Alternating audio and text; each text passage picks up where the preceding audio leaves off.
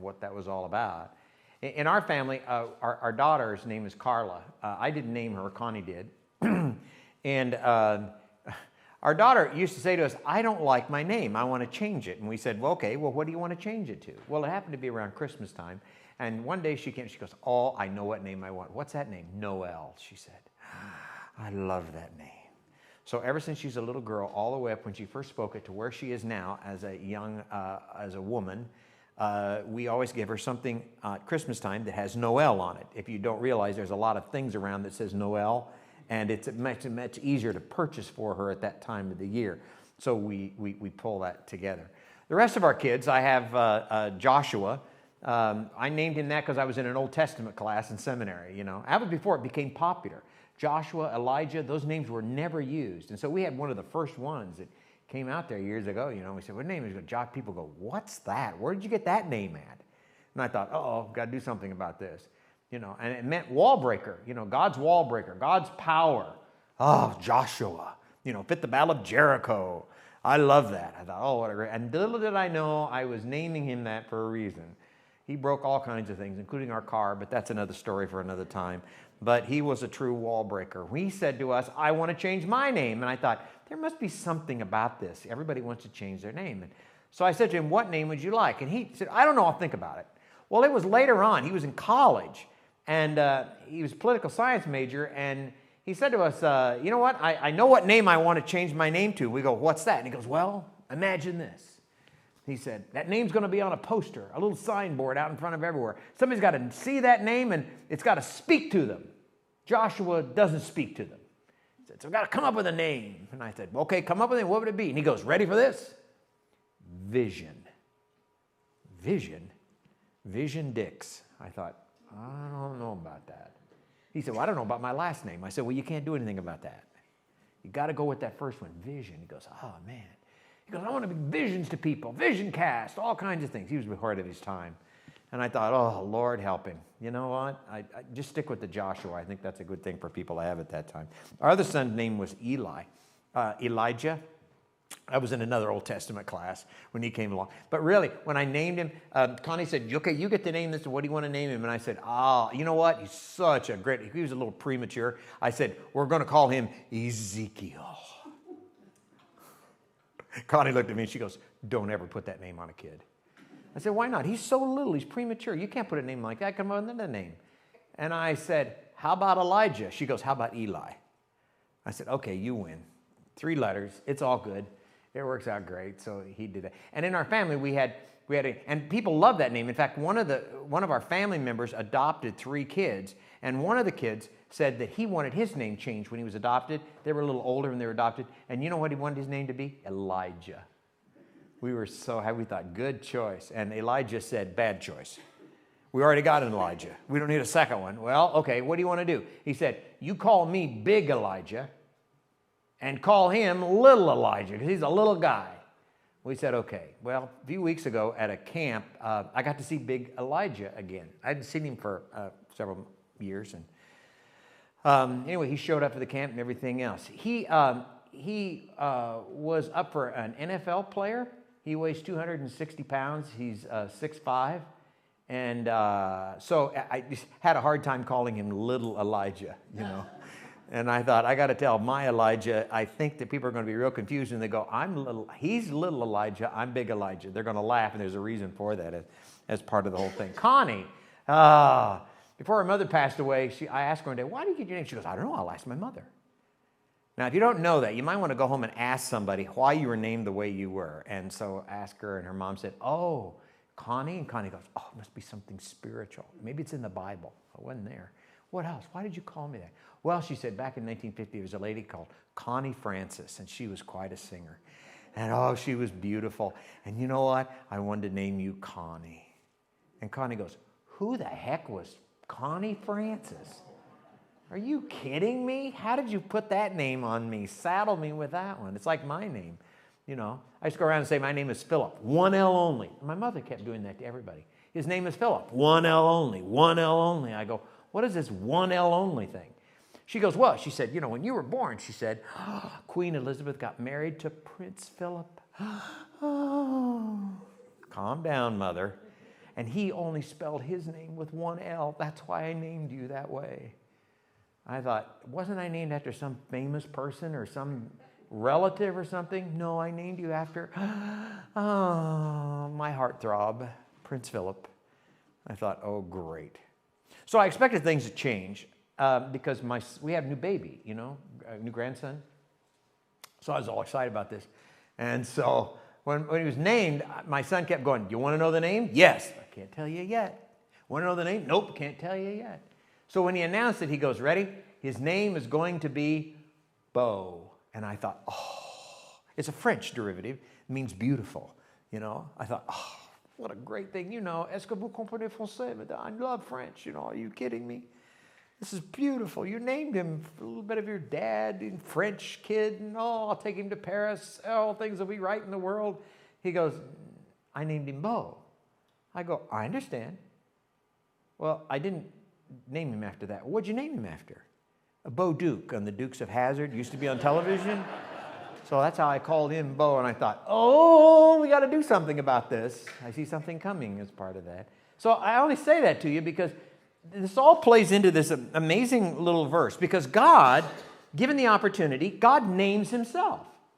In fact, it's Moses. We don't really know who God is in reality until Moses gets a hold of this and says, God says to him, I want you to go into see Pharaoh, and I want you to tell Pharaoh, let my people go. And he said, oh, yeah, okay, well, before they chop my head off, and he says, what's the name of your God? Because there were so many thousands of gods. He said, what should I say to him?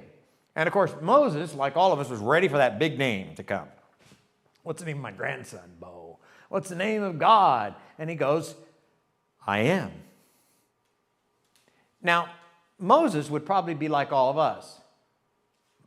I am what? I am. But if he asked, what should I say? And being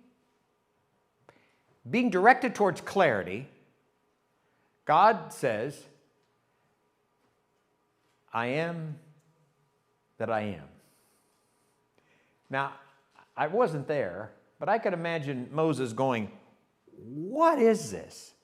I am that I am? I've never heard anybody by that name. And we probably haven't heard of anybody whose first name was I am either first or last. And so Moses begins to question him about this. What is this I am that I am? And in reality, he's saying, I am. That's the only way I can describe it, because I am. I was from the beginning and the end. I was the one who created the world. I will be here for the beginning. I will be here for the end of the world. I will be part of it. I'm the person who is the source of all these things. I'm the sustainer. When you look at the sunrise, I am. When you look at your grandchild, I am. That's the God. The God is in everything. God is the creator, the originator of all things. That is God. What a better name. I am. Now, the only challenge was, when he came down and gave that message to them on the Ten Commandments, the people who were God's people started doing with it what they perfected later on in the next few thousand years. And what they did was they kept adding laws to it, stipulations to it as part of that. Of course, God was pretty clear about this. He said, don't use the name of the God. Don't use my name in vain.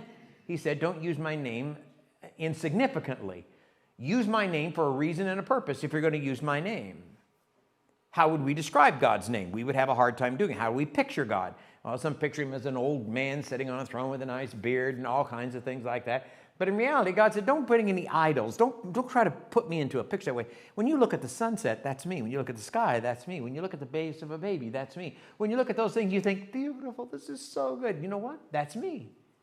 I'm in all those things. How do you paint a picture of that? How do you put all that together as part of the life itself? Well, when God's people got a hold of it, they decided to really do, and as they did, they parsed it out. And of course, the significance they parsed out was that last little section. It was one of the 2 times that God puts a warning to one of the commandments. He doesn't do that very often. Puts a warning to this. And what that means is you better pay attention, because if you don't do this, he said, in fact, to use his words, he said, if you misuse my name, he said, the Lord will not hold anyone guiltless who misuses my name. Well, the people of God got really into this, and they said, you know what? We don't want to misuse his name. So what we're going to do is we're not going to call him this I am, or Yahweh, as he refers to himself. we're just going to call him Adonai, which means Lord. In fact, 6,300 times throughout Scripture, this word is used, and when we see the word Lord, in reality, it's the word Yahweh that is used. That in the Old Testament especially, the people of God didn't want to accidentally have to be held according to the last warning clause, so they just stopped using his name. In fact, 3 centuries after Jesus was on the board, they just stopped using his name at all. No one spoke the name for 1,000 years. So what happened was they forgot how to pronounce God's name. We don't even know today if that's exactly how it was pronounced. You know, they're missing a few letters as part of the Jewish piece, but they didn't know how to say. So they've lost it. So therefore they thought, oh, we're going to take care of ourselves and double down. We're not even going to use God's name. How about that? Can you imagine such a thing? You know, it's like our hymn from this morning, you know. We just don't use God's name. We don't use Lord. We don't use anything because we just don't use his name. Now, in reality, we all laugh and go, oh, how funny. But in reality, how often have you and I used God's name this week? Really? And if we have used it, how have we used it? In the very first church that I served in Sioux City, Iowa, I loved the children's message. Kids would come up. You know, it's like, you don't remember this, but there's a guy on television once called Art Linkletter. And he had a thing called Kids Say the Darndest Things. And I soon discovered that as a pastor, I had to be a little careful because I didn't know what these kids would say sometimes. So I thought I'd get a safe one time. So I got the kids up in front, and parents were there and the whole thing. And I just said, you know, I said, God, you know, say the word God. You have to spell it G-O-D. They had it all down, everything else. I said, use God in a sentence, you know? Yeah, now don't go too far down the road. Let me catch up with you. And I remember this one little kid looked at me and he goes, and I go, yes? He goes, God damn. I thought, oh, I could hear the toilet flush. This was not good. This was bad. I didn't even want to look at the mom and dad when he said it.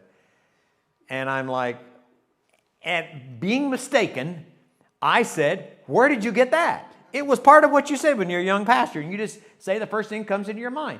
Where did you get that? And of course, obligingly, he said, from my dad. Well, needless to say, I was thankful that I was not going to be that child and go home and be present when this has been shared with the congregation. I'm sure the dad would go, I don't say that.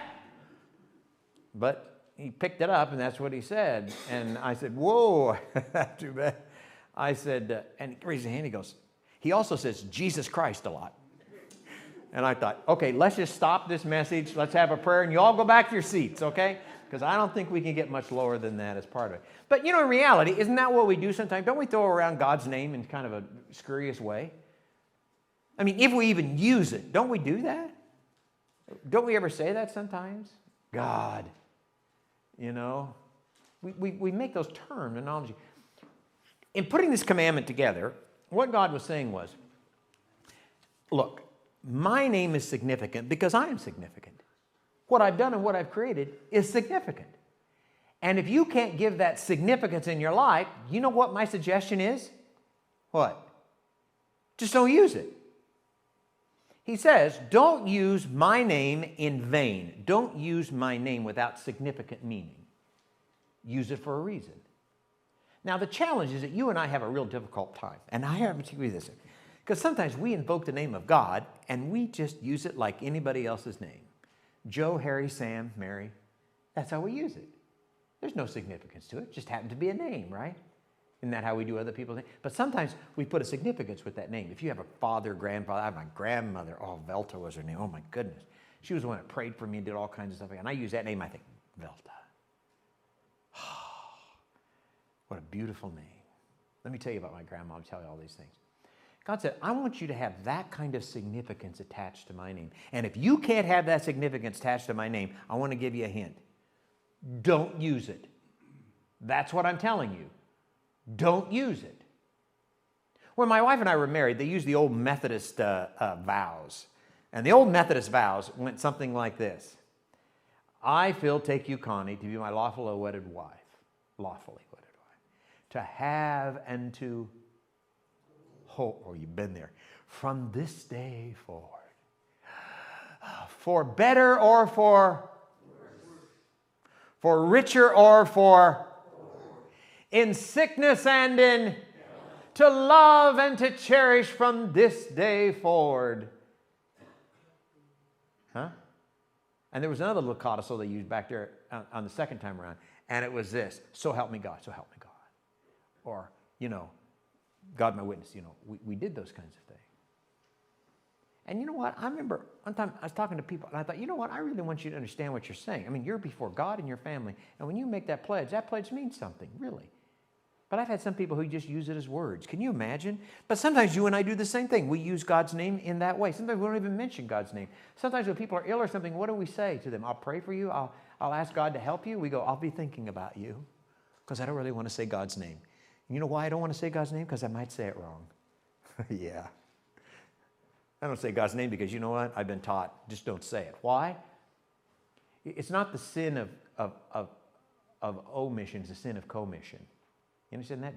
John Wesley did this a lot. The sin of omission says you just don't say it. The sin of commission says if somebody doesn't say it, I'm not going to say anything to them. I'm just going to let it go. Whatever. There's a significance in that name. That name bears with us our heritage. It's who we are. If we bear the name of Christ, that's to mean something in our life and in our living. When we throw that name out and we're praying for someone in our family who has cancer, we really mean it. God, help them. Why do I pray that? Just because it's a word? No, because I know God is the only source of the help here. I know the doctors work with it, nurses, everything else, but they even come to a point of saying, now your body has to take over. And with that body taking over is for the great physician and the perfect healer, as God seeks to make a difference in our life and in our living. The reality is that's where we find ourselves sometimes, making those kinds of vows and living in that kind of way that all of a sudden we find ourselves in difficult situations. My grandfather had a hardware store. He was old school, a Dutchman. Came from Holland, the whole thing, and he'd do things for people. People want to grow seed corn. Wherever they come in, they go, "Yeah, I need a bushel of corn." My grandfather said, "You need 5 bushels. Why are you getting a bushel?" Well, the reality is, I don't have the money for it. My grandfather would say, "I'll give you 5 bushels. When you get your money, you pay me, okay?" And then you know what he'd do? He'd stick out his hand. He says, "Let's shake on it." You remember that? Do you remember those days? My grandfather would sell a tractor, a John Deere tractor. And he'd stick his hand out and he'd go, "Okay, you just pay me for it when you have a chance, when you have time." You remember those days? I remember my grandfather going to the bank and saying, I sold John Jones a tractor. "Oh, very good. Do you have a contract?" "No, we just shook hands." And they go, "Well, what good's that do?" My grandfather used to say things like, he said this all the time, "My word is my..." You've been there. And when he died, it made it really easy to preach his sermon, his funeral. You know why? Because everybody said, you know what he said to us? What Paul said to us all the time? He said, put it here, "My word is my..." And yours is too. I expect that. That's what I look to from you. But in today's world, we don't put much with our name, do we? No wonder we don't put much with the name of God. Do we put much in? Do people trust us? Do we have integrity in the world itself? In Matthew, he says to you, don't make these vows that, don't swear you're going to make that happen, because he said, don't do that because you're making it fun. People are laughing at you. Now, I say this in love. I'm not going to identify, but it's like when the President of the United States holds 2 or 3 Bibles, puts his hand on the Bible, "So help me God." I'm sure he means that. But in reality, sometimes you and I look at it and go, "Oh, yeah. Oh." And then, of course, you and I have dealt with a nice dosage of something called, wherever you are in this process, fake news. I think it's for everyone, but, we sometimes go, I don't even know what to believe anymore. Do you ever get to that point? That you look at the newspaper and you think, I don't even know what to believe. Now, you live in a world that is saturated with that, and here you have this godness that speaks out to us that says, "Do not use my name in vain." Well, I don't even know what vain means, so I guess I can't do it. So, you know what? I won't even use the name. Or guess what? I just won't even use God's name anywhere. I don't know about it. God says, no, my name is significant. You got to understand the significance of my name. You got to understand that what you do is you bear my name. People come to look to you and expect that from you. It's something that you look to and that you expect. You look for truthfulness. You look for integrity. You look for honesty in the world in which we find ourselves living. And how are you about the task of doing that? Jesus takes that verse, translates it later on in Matthew, and you read it for us today. And what it says is, let your yes be and your no be.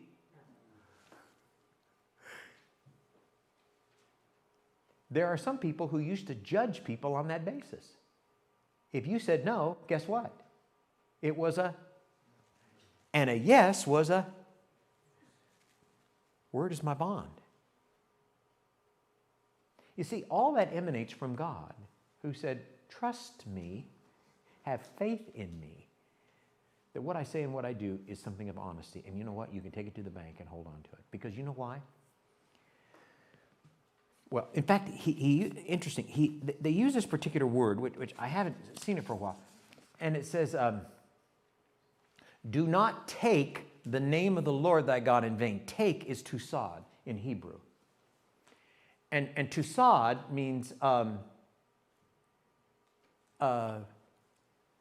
do not bear that image upon you. Don't wear that label on you that you are a person of God if you don't have the significance of what that name means. You all with me? Otherwise, the word they would use is the word lusad, which means empty. Whoa, you catch that? Do not use my name if it's empty for you. Use that name if it's something that you bear as a mark and say, this is who I am. This is mine. Do you remember people who say things like this? They go to church on Sunday, but you should see them the rest of the week. Holier than thou. They don't demonstrate that example. That's what Jesus is talking, what God's talking about. Don't use Yahweh, my name, if it's no significance to you. And don't get yourself so legalized that you do. Do it because you understand who I am and the significance of my name. You bear my mark. You are my witness. You are my ambassadors. You are my disciples in the world. Some people, you are the only Bible they will ever read. And that's Jesus' contact for us. You're to be my witnesses. You know, you're to be my example before the world. I'm not even going to ask you how you do on it. I know you do great.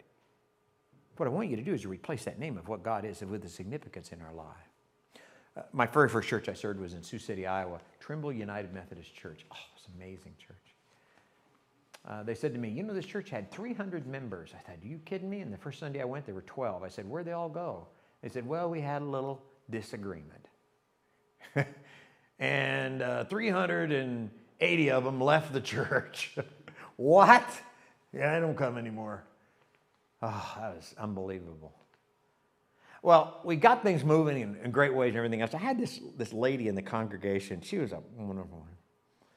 She always loved to give money to the church. She was very well-to-do, give money to the church. She always said, what do you need now? So one time I said to her, you know what we need? We need a van. We can go around and pick kids up and pick adults up. We only had one van that year. And she go, oh, I love it. And you can bring me. You can pick me up and they can bring to church. I said, yeah, you can do all those kind of things. So they got this van and they had a sign painter paint on the side of the van. Trimble United Methodist Church. A church where God's love can be seen. Oh. They painted it on the left side, right side, on the back, so people drive up to you could see it. Oh, I loved it. I'd drive that around sometimes. I'd go to the hospitals and stuff. I'd always take the van around, everything else, like a little free advertising for the church, that kind of things. One day I was up there and I stopped at the stoplight, and all of a sudden I was sitting to the stoplight, and I don't know, it was before cell phones. I was just doing something, and all of a sudden the light turned green, and before that light turned, I'm tell you, before that light turned green, that person in back of me went, You ever had that happen? Now, personally, what I wanted to do was to get out of the car and go back and bless them. Have a little come to Jesus moment. And just say, that's not healthy, not helpful. And I was just fuming. And I just thought, you know how it is, as fast as I can get away from here, I'm going to show you how quick I am because I'm going to be faster than you. And I did. And as I pulled up, I thought, you know what? They're going to go up this street, and the only place they can turn is in 2 blocks. I'm going to flip around the other side of the street. I'm going to go down. I'm going to get back. I'm going to wait there at the stop sign. When they pull up to that stoplight, I'm going to pull them back of them. And you know what? As soon as that light, even before that light turns green, I'm going to lay on that horn, but not like they did. I'm going to push that horn, and I did.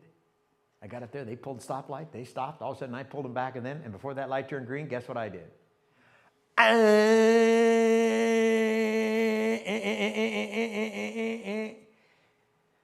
Now, what they did was, I guess, I don't know, prove a point. They didn't move. They just sat there. So I just backed around them and went around them. As I went around them, and I rolled down the line, everything else. And then I realized the side of the van said, Trimble United Methodist Church. A church where the love of God is seen.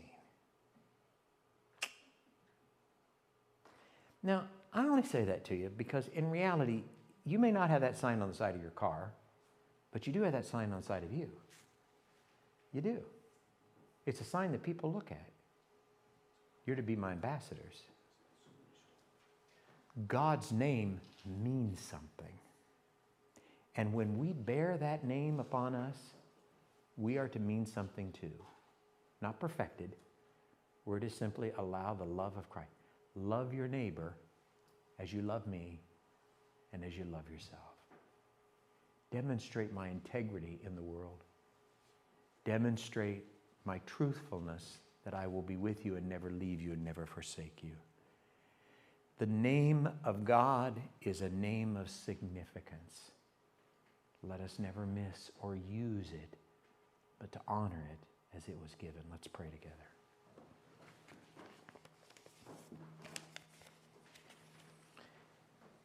How grateful we are to you, O